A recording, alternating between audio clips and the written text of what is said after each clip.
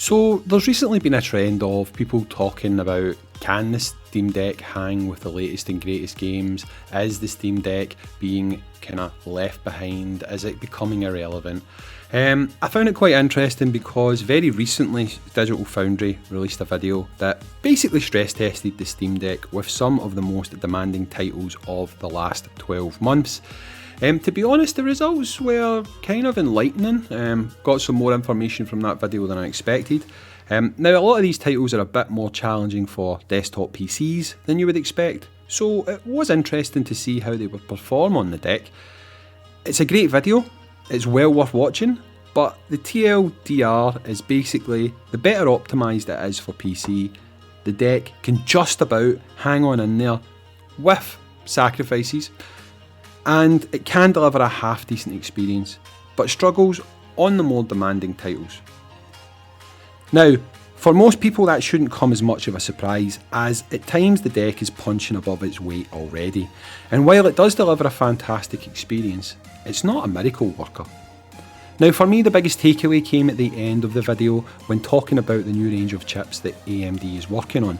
Chips that by the time they're released will be 2 generations above what's currently in the deck, and be able to outperform it significantly. Now, to me, these chips seem to be the reason that Valve didn't rush out a Steam Deck 2. Now, you may not have seen it, and this isn't supposed to be a plug, but I did put out a video not so long ago called Are the so-called Steam Deck killers being overhyped? Now in that video, one of the things I spoke about was how the likes of GPD have a tendency to refresh their lines when a new chipset is available. And I'd fully expect them to do that. They'll probably put out a new Indiegogo campaign when these new chips become available. Now in my opinion, Valve doesn't want to do that, as it wants people to buy into this kind of platform, and yearly line refreshes are going to put off your average buyer from jumping in. And instead, it'll develop significant gains if it waits for hardware to line up and have significant improvements. So new chipsets that will bring significant gains, at that point it seems to me that's when Valve would want to bring out a new device. This new line of RDNA chips on paper would deliver that kind of significant update, and it would allow Valve to target a more conservative line refresh where maybe it's doing it every 2.5 to 3 years without souring the market for early adopters. If they had immediately pushed for an RDNA free device that would deliver the same kind of performance as the likes of the One X player or GPD4, then all that would happen is as soon as these new chips drop, the competition would start work on new devices and people would say the Steam Deck 2 is obsolete. Let's face it, better is always just around the corner. Chipset makers are always looking for the next cutting edge improvement, and you're always going to see better come along. But we should actually be thankful that not all hardware developers are looking to ram every improvement into a shell and produce a new device, or we would face buyer burnout. The only reason that works in something like the mobile space is because the vast majority of end users don't pay the cost up front and actually get their devices via their carriers. People who do tend to buy their mobile phone devices, for example, tend to wait a few generations before upgrading. Now, if we were facing a scenario like that in the handheld space, we would be caught in the loop of, I'll just wait for the next one, with people scared to ever hop in case something new comes along at a similar cost and they feel burned. There's nothing worse than buyer's remorse. If you spend a lot of money on a product only for 6 months to a year later, a much better version of that product comes along, you will feel burned. Whether you speak on it or not, it tends to be something that does happen. And that, I'll be honest, is one of my worries about these new Chinese handhelds, that people are going to spend upwards of $800-900 getting themselves one of these devices only for a year's time. Back on Indiegogo, you see there's an GPD5 or an Ioneo 4 or whatever. You're going to feel, if you could get one of those devices, you've not really had enough time to reap the benefits of the device that you currently have. And that is where people start to sour on marketplaces like this. If this wait for significant updates is the approach that Valve is taking, and it does seem to be, I think it's for the best. And as seen in that video I referenced before, the deck we actually have right now can still hold its own pretty well. So I was kind of hoping that Valve may sort of take the same approach as Nintendo of all people. Now Nintendo know their marketplace. Nintendo know that they have multiple users. They've got users who want the high end, which would be the OLED, but then they also know they've got users who have got kids that are going to abuse and throw about these devices. So they've got the much cheaper Switch Lite. Now I was thinking that Steam could do something similar, or Valve, with the Steam Deck. They could take the current Steam Deck, maybe the 256GB version, reduce the cost, maybe about £300, $300, which may seem cheap.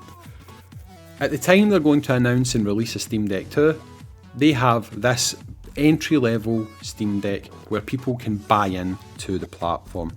It'll get them a cheaper handheld PC device, it'll get them used to using PC handhelds, and then in future they may be the type of people who would jump in and buy the more high-end devices. But for customers looking for the more bombastic experience, that's where the Steam Deck 2 would slot in, allowing you to play the latest and greatest games without having to make the sacrifices that you might make currently to get games running. So things like lowering your frame rates, things like lowering your texture qualities, your draw distance, all that kind of stuff. You may not have to do that on the Steam Deck 2, especially if they do use one of these new RDNA chips. Now the reason I'm so kind of confident that they are going to be doing it with these RDNA chips is AMD have stated that they are targeting a 15 watt TDP version, which is exactly what we currently have in Steam Decks. This seems to be the sweet spot for battery. Yeah, obviously battery could be better, but it seems to me that once these chipsets hit the market, that is when we could be looking at getting a new Steam Deck. Now I don't know about you guys, but that is a future that I am down for a hell of a lot more than the yearly upgrade cycle. And if it is what Valve decides to do, I am 100% down for it.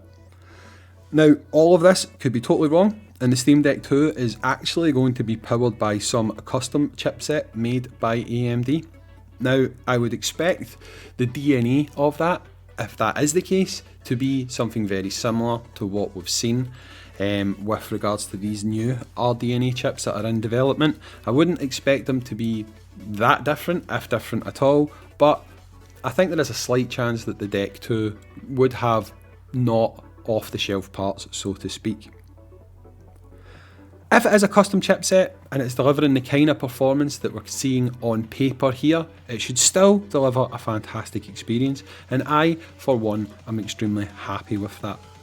I'm glad they didn't rush out a Steam Deck 2 for the sake of there being a little bit more oomph available, and instead we should be looking at getting a Deck 2 that is going to provide more than a simple incremental update on what we have now. Now I'm curious to know, as buyers, as people maybe watching this video thinking about hopping into the hardware space that is handheld PCs, what's your thoughts? Is 2.5 years too soon for a hardware refresh?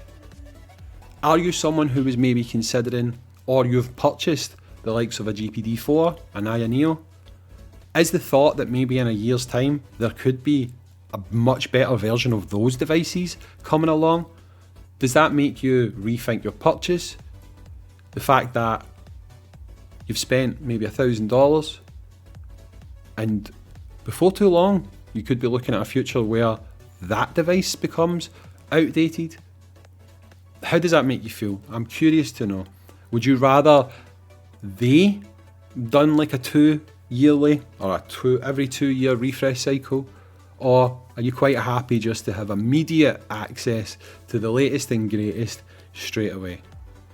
My personal thoughts are, if you are a power user who is chasing the most that you can get, then why PC handhelds in the first place?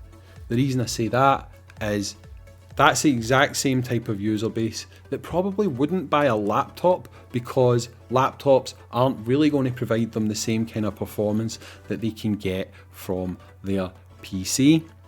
So in the handheld space, why chase handhelds for the latest and greatest power if you're always going to have to make compromises? I'd be curious to know. Obviously form factor's a thing, but then so is streaming from your PC. If you are a hardcore power user that is always after the smallest incremental gains possible, I wouldn't be shocked if you're sitting there with a PC at home that could quite easily run games at 120 frames a second at 4K. So as long as you've got a stable Wi-Fi connection at home, you could quite easily stream games at that performance to your deck or your other PC handhelds.